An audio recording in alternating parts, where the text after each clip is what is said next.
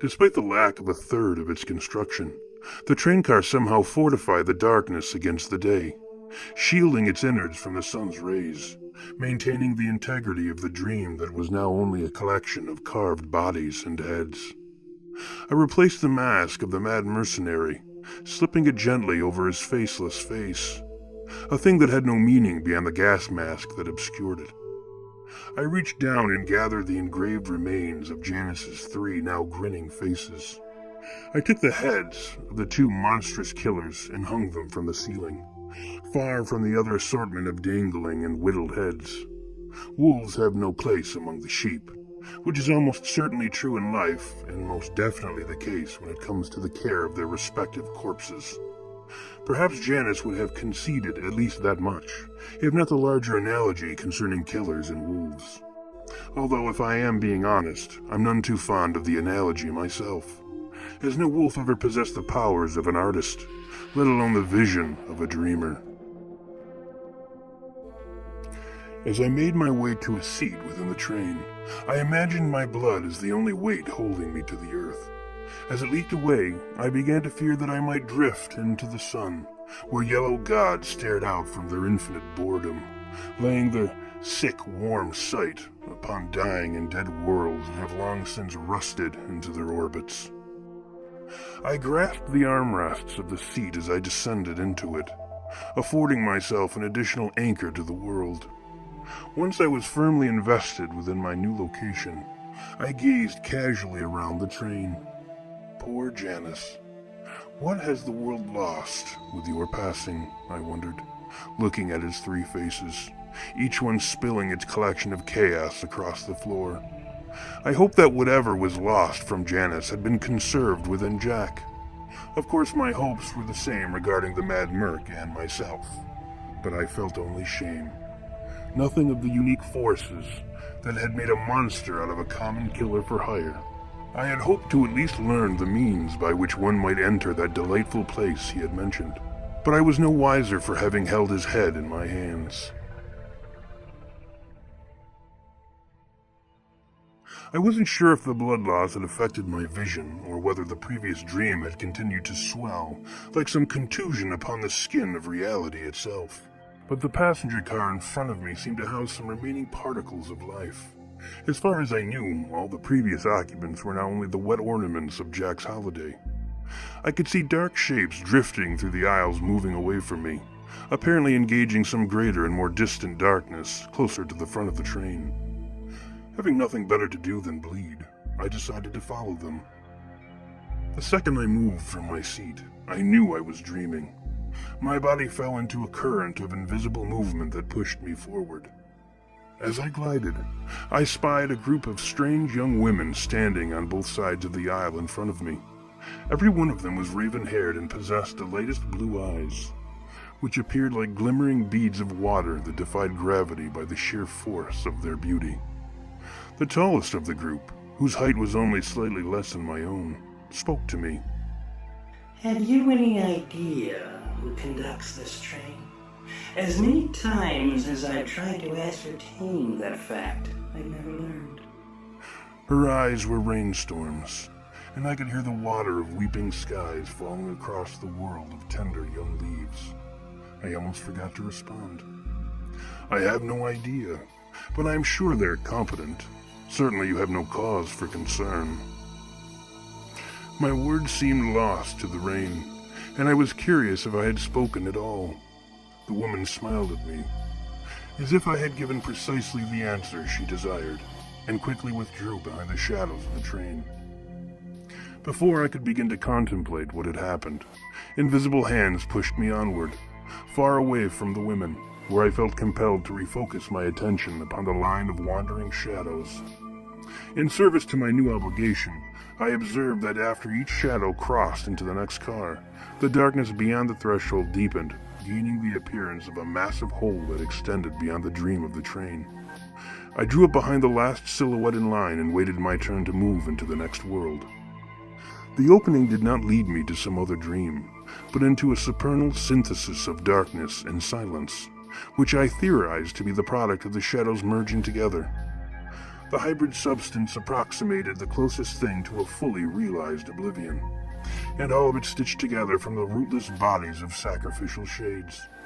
Within that near nullity, I could detect the absence of memories and dreams, and most importantly, I heard the sound of something about to begin.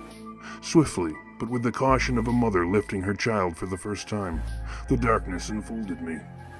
It was at that moment when the quiet broke upon a sweet and breathy whisper that said, "The silence before the womb and beyond the grave.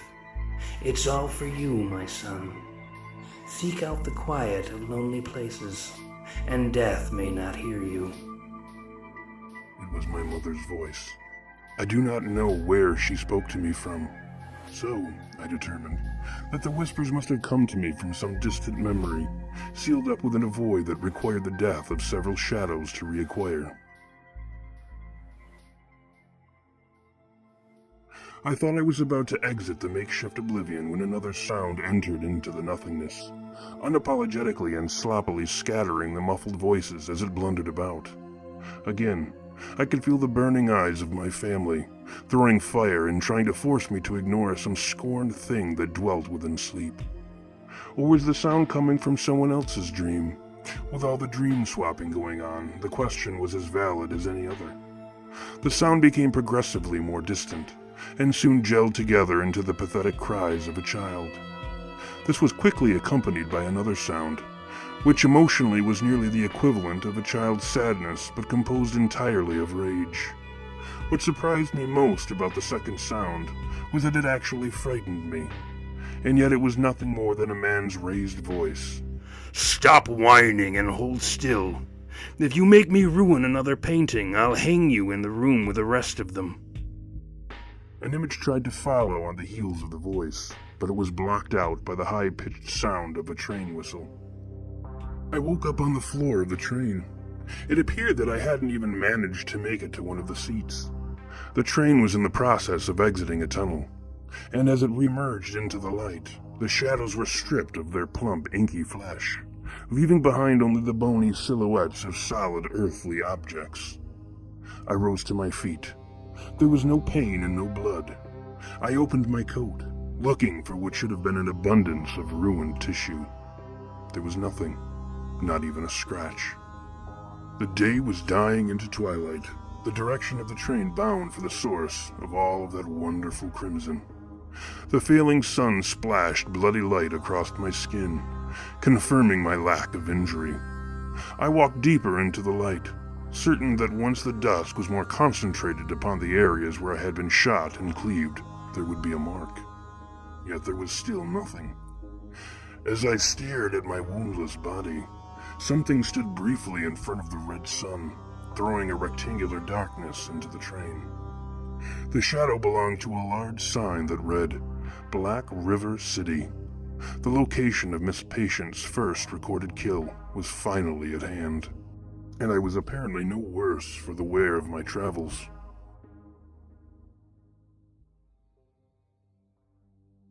The doors of the train opened as I reached them, but before I departed, I looked back into the vehicle. As my sight moved into the darkened passages and over the empty seats, I knew the train was far from vacant. The means by which it moved was not solely dependent upon the steel of its tracks or the fire of its engine. My eyes lingered upon the swinging faces of the two fallen wolves as I disembarked. The only thing that identified the train station was a small wooden platform with a tall metal sign. The sign displayed the name of my destination, with an arrow pointing in its general direction. As I began walking the thin path that rambled among the high grasses, a strangeness seemed to gather within the twilight-soaked meadow that swayed to a slight breeze. And for the briefest of moments, I mistook it for a whisper. It was the dead world trembling, I thought. It seemed to me the more I played the shepherd's game, the more the world became like a dream. I closed on my destination, my head filled with images of mountains drifting through the air like dandelion seeds, and the dimly glowing oceans being tugged along by the gravity of moons made of foxfire. In retrospect, I should never have left the train. Flashing teeth, hungry mouths, sightless eyes, hooked claws. The only things I saw before my blood augmented the already considerable amount of red that had been supplied by the struggling sun. They came from the tall grass, quiet and vicious. They might have been dogs or even some kind of wolf, but I wasn't sure. After they tore me apart, they withdrew and crouched down somewhere in the field, where I could detect them only by their monstrous breathing. My once astonishingly rehabilitated body was now laid open. I was a clutter of ruined flesh that hung in gory flaps. Breath still haunted my lungs, but my strength was nearly gone.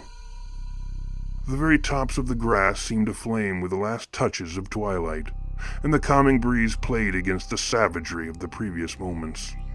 The creatures, whatever they were, seemed to be waiting for something, and after a few minutes had passed, I heard footsteps coming towards me through the field.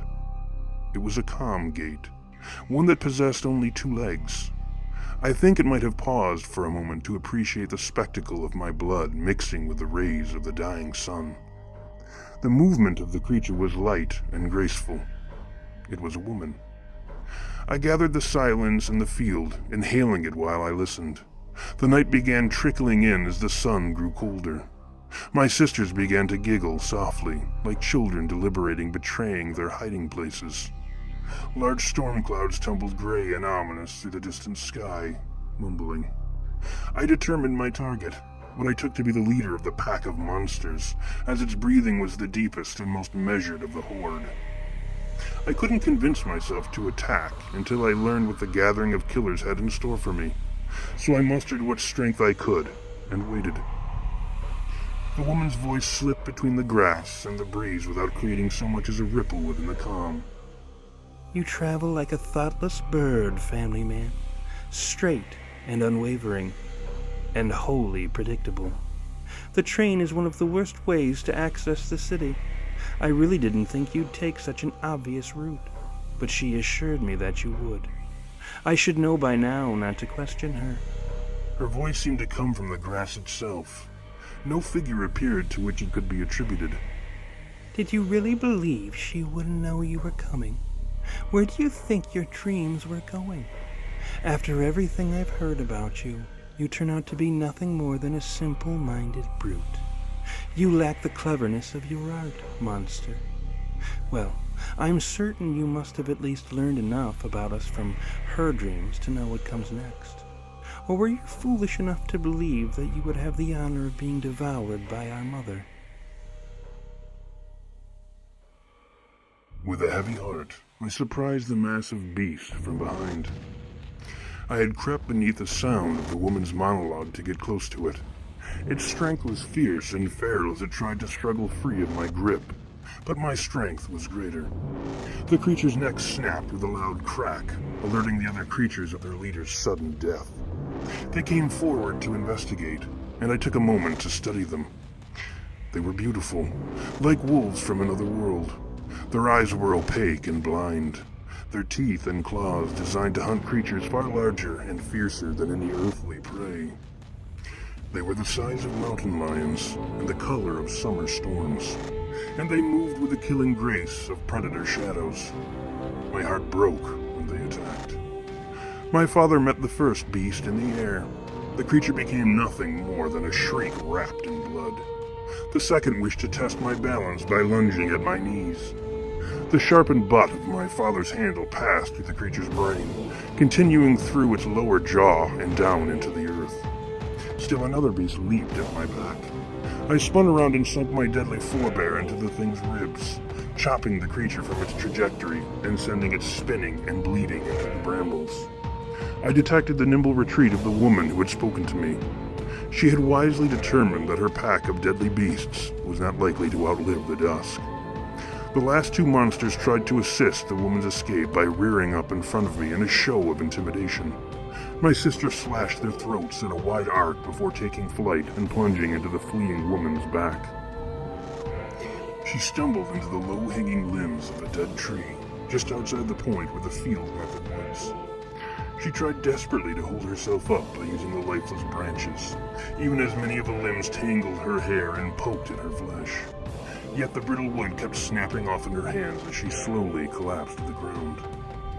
I wanted badly to spare the remaining creatures, but I couldn't let them appraise Miss Patience of anything beyond what my wayward dreams had already let slip. The beasts came at me almost passively, as if they had nothing left to fight for and wanted only to discharge their lives as quickly as possible. I made their deaths brief and gentle, their blood mixing with the few tears I wiped from my face. The woman was still breathing, as I had intended. I moved to look upon her face. She was blind and terribly beautiful. Her eyes were a marriage of glass and spring rain, and I immediately recognized her from my dream. Less like a thoughtless bird and more like an eagle, I said. An eagle has nothing to fear, and you will find no critics of its tactics among the littered bones of its prey. I had intended to probe her for insights into the mystery of Miss Patience, but I had destroyed far too much beauty that day to summon any lingering sense of purpose. I couldn't bear to look at her. As I turned away, I could hear the rain falling behind her beautiful, sightless eyes. She gathered what breath remained and spoke. I didn't know eagles could cry. In the next moment, the blind woman and the sun were dead. The newborn darkness drifted across me, washing the remains of the daylight from my broken skin. I sank into the darkened field, defeated.